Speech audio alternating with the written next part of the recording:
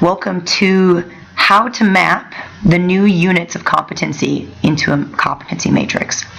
All right, let's get started. I've used a very traditional looking competency matrix here. So you can see across the top, I've got practical demonstration, questions, and case study. Just for the sake of this exercise on this video, I've put those in for us. Okay, those are my tasks, if you will. I've listed the unit of competency that we are doing this map for, here and here. And here's the map, here's the unit. So I picked a unit from Foundation Skills Training Package, a numeracy unit. So FSK NUM 20, use basic functions of a calculator. Let's get started. So how traditionally we may have mapped units in the previous structure is we would see our elements performance criteria just like we do here. And we would copy and paste the elements across and copy and paste all the performance criteria across. That hasn't changed. So that's still here. You can see that has all been copied and pasted in. Now, what normally we would see after elements and performance criteria is probably required skills and required knowledge. Now, required skills and required knowledge, that language is no longer being used. So the language that we're using in the new structure is outlined in this video. So part of that new language is something called foundation skills. So you'll see that I've got that here, foundation skills. And the three foundation skills that I've got mapped and listed in here are the three from the unit. Now, your foundation skills in your unit might not look like this, okay? You might have a different training package. Now, if you had a different ISC, a different Industry Skills Council, other than the Skills Council IPSA, which is the one that IPSA, here we go, right down here, I don't know if you can see it, Innovation and Business Skills Australia, is the Industry Skills Council that wrote this FSK unit. Now, if you have looking at a unit that was not created by IPSA, but another one of the 12 skills councils, then you might have this particular field look different. Okay, so how do you know what to grab from the foundation skills and bring over into your map? Well, let's just look at the bigger holistic picture of what a map is for, right? So the map is the link between Australia's standards and demands and expectations and your creativity and way of gathering evidence of that standard. Okay. So imagining that an auditor's looking over your shoulder and saying, okay, now show me where you've got evidence of this foundation skill. Problem solving is a big part of the workforce, and we need our workforce to be able to decide on steps to complete calculations. And you could say, well, no worries, it's right here in my map, so let's take a look. And it might say, this third column, if you remember, was case study. Question 2 and 3 in the case study actually give evidence of the candidate's ability to decide on steps to complete calculations. Fantastic. So what we want to do here is you just got to look at what's in the unit that you're looking at. What are the requirements that is listed throughout there? Where's an auditor going to look over your shoulder and go, show me evidence of that? How are you getting evidence of that? And then paste that into your map, okay? All right, so that's it for the unit part. You'll just quickly here, the mapping information is not applicable because the FSK training package, when it was first created, was created under the new structure. So there is no previous units to be mapped to. So you might have something there. All right. Now, let's take a look at the assessment requirements. Now, you'll notice that I haven't put assessment requirements into my map here anywhere. All right, I've just put the unit. You might want to maybe make a break here and go assessment requirements and have sort of a little break between the two. I don't think that's not really important. What's important is that we have the right headers, okay? So you can see here performance evidence is next, and that's also what's here. So we've got performance evidence, knowledge evidence, and assessment conditions left. So you'll notice in what we don't have, which we would have in the old units, is critical aspects or different parts of the evidence guide. We don't have anything from the range statement in here. And again, we don't have anything from the required skills and knowledge. So. All right, so I've got the 3 performance evidence copied and pasted across, so you can see that. And what I also have here is the note copied and pasted across. So again, when we're reading these units, we want to think about, okay, if an auditor is going to be looking over my shoulder and asking me, where do you have evidence of that? I want to have an answer.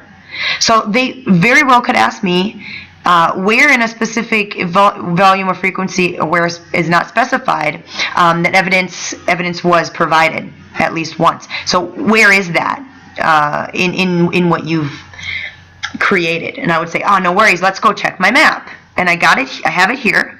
I go, okay, well, I might put here not applicable. Specific volume and or frequency was never specified. Okay? Or I might say, well, in the practical demonstration, steps 2 and 3, this was created. Or I might have in question 5, there was a specific volume or frequency was not specified. And there's the evidence of that. Okay, so we need to interpret any surprises that come in the performance evidence and knowledge evidence as if an auditor was looking at it and they would ask me, where's evidence of that? I would have an answer. Okay, so knowledge evidence, that one's easy.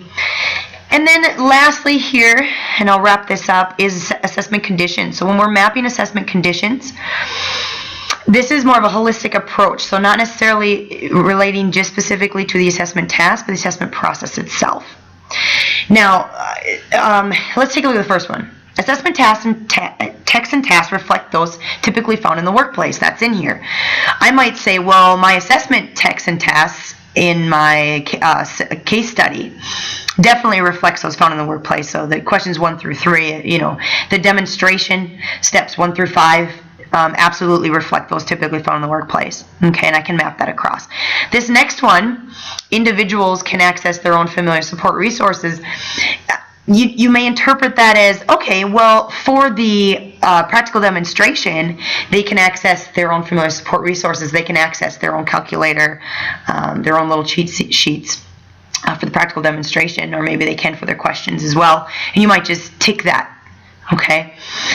Culturally appropriate processes and techniques suited to the language, literacy, numeracy capacity of the individuals and the work being performed must be used. So, this is kind of just a double check process, the map, not only to prove what you're doing is the standard, but also for yourself as you go through, and you can go, do I have appropriate process and techniques suited to the LLN capacity of my learners in these assessment tasks? And if I believe so, I might just take those. Okay. Now, the reasonable adjustments can be made to ensure equity in assessment for people with disabilities. I might go, whoa, wait a minute. My questions can only be written in black pen with someone's right hand. And if someone, doesn't have the full functionality of their hand or arm or their eyes, they might not be able to complete that assessment. So I'll have to go, whoa, I need to make sure I can accommodate someone with disability. So it's a double check process for you as well to take all those through and make sure that you definitely can have reasonable adjustment available. Now, obviously, these particular aspects, this is not going to be the only time that you're looking at them. They will be in your TAS statement, your training assessment strategy, or in your processes and procedures somewhere. However, this map is just a double checking of the requirements of the unit, and this is a requirement. So we want to make sure, so we can rest at peace that we have done that for all of our tasks. And then lastly, that the assessor satisfies the NVR AQTF assessor requirements. That's more or less, and for this one specifically, I've demonstrated expertise in vocational contextualization and assessment of the core skill, numeracy. This one in particular may or may not be mapped. I just like to personally include everything in my map. But more or less, again, this will be in your training assessment strategy or your process and procedures, your assessment system somewhere. That yes, as an assessor, you are qualified and have adequate vocational competence and all that sort of thing. However, I might just go, you know what? Yes, in all these tasks, the assessor has been, does have sound knowledge in all these tasks, and that just take that through. But like I said, that one you might just leave out. So the assessment conditions, when approaching it, you're approaching it more holistically based on processes. Don't get tripped up on that too much.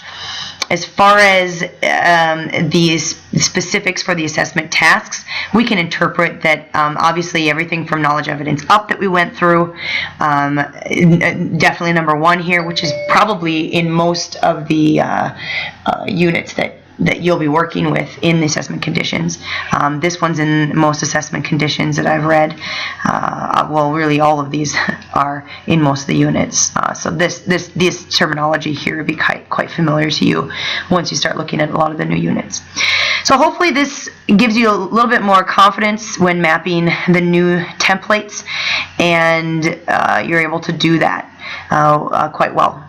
So here's an example of the completed matrices. So you can see here, practical demonstration, identify and use keys for basic functions on a calculator is assessed in the steps 1 through 4 in the practical demonstration, or items 1 through 4 in the practical demonstration.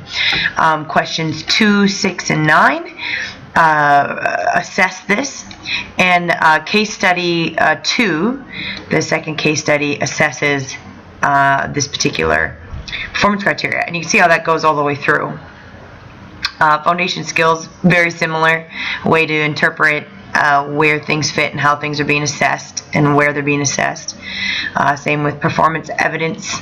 So then the student being able, or candidate rather, being able to calculate using whole numbers and routine decimals of percentages is seen or assessed in the item 2, 5, and 12 in the practical demonstration, and also seen in the case study, or displayed a bit in the case study. So you can see that, and the knowledge sets self-explanatory as well. So their knowledge of order of operations is assessed in the practical demonstration number 8, and also in question 5. Assessment conditions, assessment tests and tasks reflect those typically found in the workplace. Well, all of the demonstration reflects the workplace, and both of the case studies definitely reflect the workplace. So that's where that's coming from. Individuals can access their own familiar support resources. Like for example, in this situation, maybe calculator, or maybe they have a notes page, and they can use that for the case study. They can use it for the practical demonstration.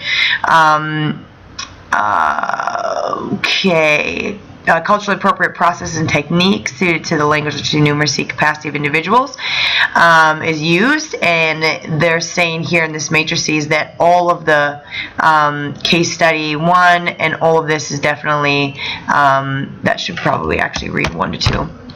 Is all culturally and LLN appropriate. And then reasonable adjustments can be made, and they're ticking here and saying yes, they can on all of them. And assessors have to satisfy and demonstrate their expertise, and they're ticking here that yes, the assessor must comply with that for all of these. This doesn't always need to be mapped as explained in the other previous video, but it's up to you. So there's a completed matrices, and hopefully that brings it full circle. Thanks.